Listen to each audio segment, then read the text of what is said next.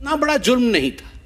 क्या हो गया अगर उसने ओबीसी समाज को गाली देने का काम किया? क्या हो गया अगर पिछड़े वर्ग को उसने चोर कह दिया?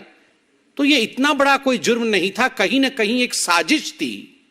This was death of democracy in India.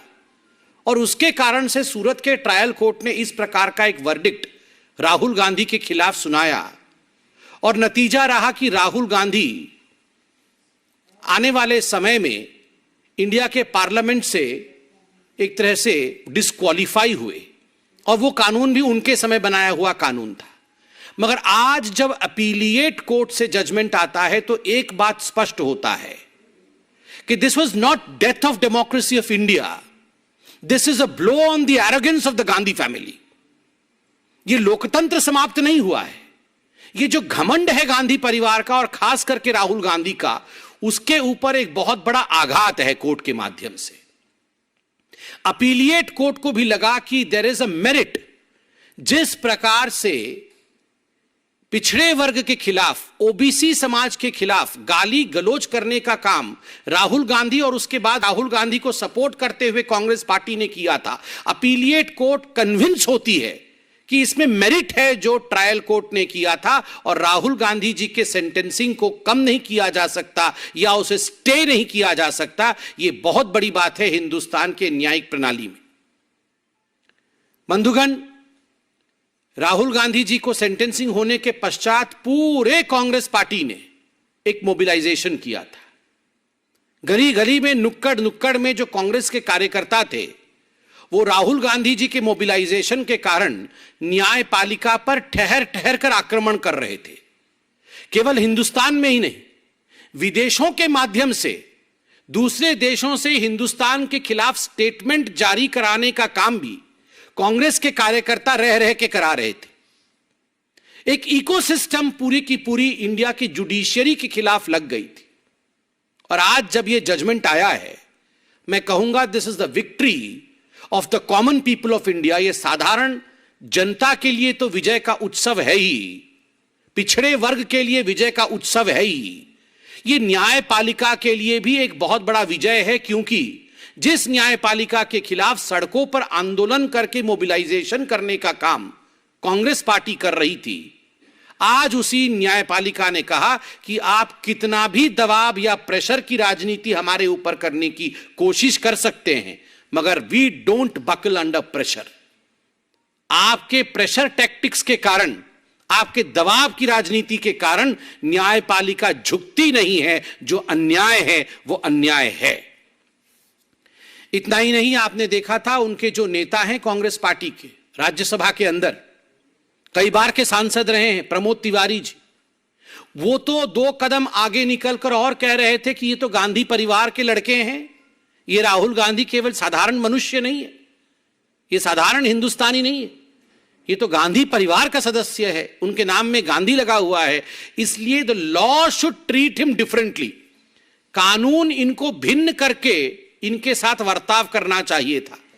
न्यायालय को इस प्रकार 2 वर्ष का जेल नहीं सुनाना चाहिए था, क्योंकि ये राहुल गांधी हैं।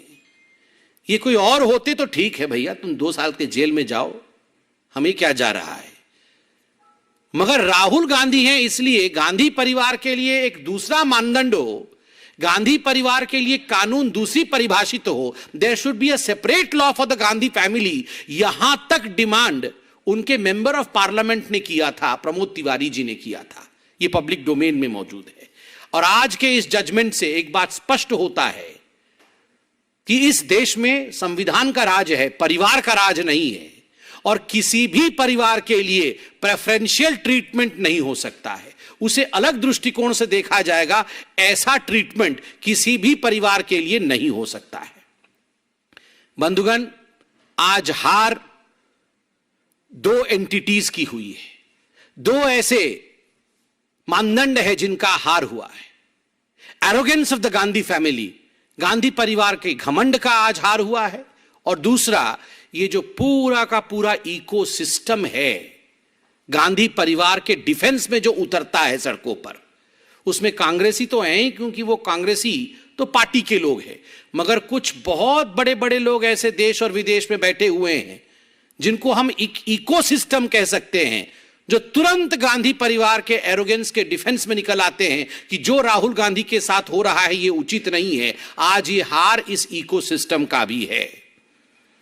मैं कहूंगा कि आज जो हुआ है राहुल गांधी के साथ, जिस समय ये पूरा जजमेंट सूरत के ट्रायल कोर्ट ने सुनाया था, उस समय भी सूरत के ट्रायल कोर्ट ने राहुल गांधी को कोर्ट के परिसर में अपने समक्ष ये मौका दिया था कि राहुल जी, अभी भी समय है, यदि आप हाथ जोड़ के माफी मांग लें ओबीसी समाज से कि आपने गलत किया है, आपने सही नहीं किया है, तो हम विचार करेंगे। राहुल जी, आपने कहा था मैं तो राहुल गांधी हूं, there is nothing called a sorry in my dictionary. अरे राहुल जी, कान पकड़ के उठक बैठक करके आपने सुप्रीम कोर्ट में माफी मांगी थी, तो आप ये मत बोलिए कि आपकी डिक्शनरी में सॉरी शब्द नहीं है। अभी भी मौका है, अहंकार को त्यागिए, त्यजिए अहंकार को, और देश के सामने ओबीसी वर्ग से क्षमा याचना करिए कि जो मैंने किया गलत किया, मुझे ये नहीं करना चाहिए था। धन्यवाद। कोई प्रश्न हो तो अवश्य पूछें।